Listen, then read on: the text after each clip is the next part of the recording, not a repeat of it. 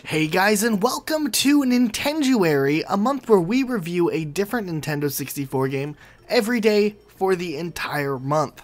Today, we are looking at the classic Paper Mario on the Nintendo 64. Let's get into it. Alright, before we even take a look at this, Luke, go ahead and play a commercial from Paper Mario, just to get everyone in the right feel.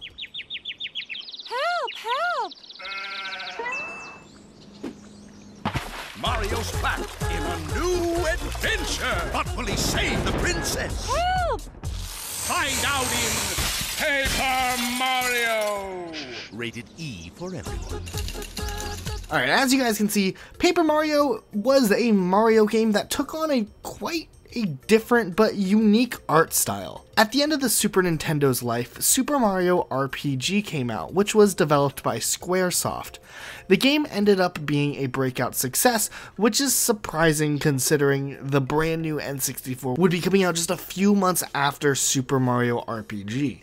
Similarly enough, Nintendo would begin development on what was originally planned to have been a Super Mario RPG sequel, but due to an ongoing licensing conflict with Squaresoft, Nintendo decided to pivot to bring Mario back into the RPG realm, but in a different way. The game was originally planned to utilize the 64DD, a Nintendo 64 add-on that failed in Japan, so the game had to be reworked a second time, and it wasn't released until August of 2000 in Japan and February of 2001 in the US, which is interesting that this game was released so close to the end of the console's life on the N64, much like Super Mario RPG was released towards the end of the life of the Super Nintendo. But nonetheless, we are here looking at Paper Mario, and surprisingly, Nintendo was able to hit the ball out of the park with this game. With much of the life of the Nintendo 64 being so focused on 3D graphics and pushing the envelope on what games could do, Nintendo did what Nintendo does best and innovated a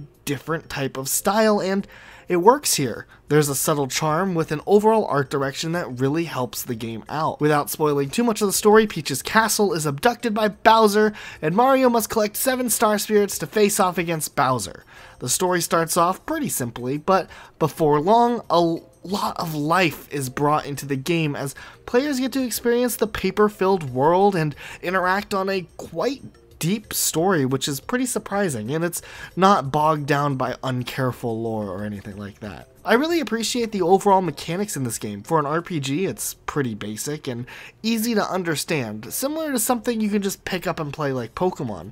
And it might seem a little easy to a seasoned RPG fan, but a more casual audience would really be able to get into it, and it's not a bad entry point for a more casual player. Even more experienced players can't get too upset over the mechanics, as it's made up for in its fun story and charm.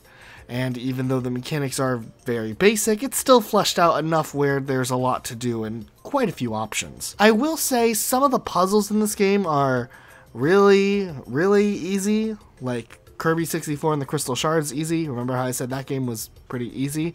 And sure, the music isn't as outstanding as some of the other games that have come out on the N64, but at its core, it's a pretty fantastic experience. There are a variety of party members, each chapter is charming in its own way, and the battling mechanics work. Sure, this game has a lot of RNG, so if you're a speedrunner, it can be extremely frustrating at times to have your entire speedrun destroyed because of one bad RNG. But for everyone else, it's a pretty fun game. But this game, overall, it works out pretty well here, and I gotta say, I spent a lot of time playing through this one again, and it holds up incredibly well. There are 2 sequels to this game, but honestly, start at the beginning, as this game really held up really well over the years, and it's actually a game you can have fun playing on the N64 and not be clouded by some dated mechanics. And I'm saying this at the point where this game doesn't even really need a remake. I think it holds up on its own as it is. They can port it, and that'd be great, but at the end of the day, I don't think it needs a full remake. It's been brought onto the Virtual Console for both the Wii and the Wii U, and hopefully it'll come out with the Switch too whenever we get that Virtual Console that we keep on waiting for. But pick it up and give it a swing. You might actually have a pretty good time. But that's it for today, guys. If you enjoyed this video, be sure to hit the like button down below and maybe consider subscribing. We've been covering Nintendo games every single day this entire month. We're getting towards the end. I think we got 2 or two episodes left, 3 episodes left. Whenever this video comes out, we have that many days left as there are days left in the month.